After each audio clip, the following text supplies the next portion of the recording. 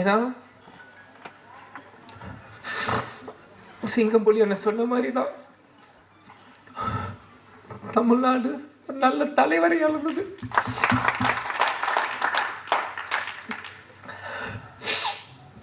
Sorry. ஏன்னா நான் அப்பா இறந்து 1 வருஷம் ஆயிடுச்சு, இன்னும் அழுதுட்டு இருக்காங்க. நிறைய பேர் கிண்டல் பண்றான்.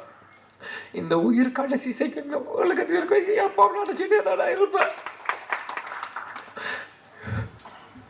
எங்க அப்பாவை நினைச்சு தினந்தோறும் நான் அழுவேன். அது எந்த அசிங்கமும் இல்லை, எந்த கோலத்தனமும் இல்லை. ஏன்னா நான் தோல்வியை நினைச்ச அழுகலை, என்னை சூழ்ச்சியில் தோக்கடிக்கணும்னு அழுகலை. எங்கள் அப்பாவை நினச்சி எங்கள் அப்பாவை மிஸ் பண்ணுறேன், நான் அழுவேன். அதுக்கு எந்த இதுவும் இல்லை. நிச்சயம் கேப்டனோட பிளெஸ்ஸிங் இந்த படத்துக்கு இருக்கும்.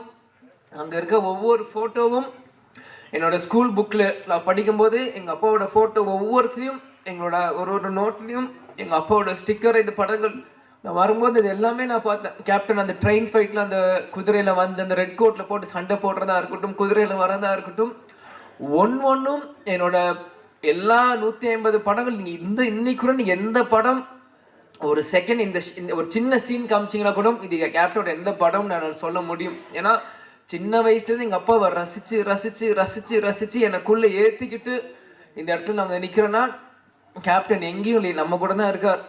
கேப்டன் ஒரு மிக சிறந்த தலைவர். அவரோட கொள்கைகளையும் லட்சியத்தையும் வெல்வதற்காக தான் இந்த விஜய பிரபரை இங்கே நான் நிற்கிறேன், எனக்காக இங்கே இல்லை.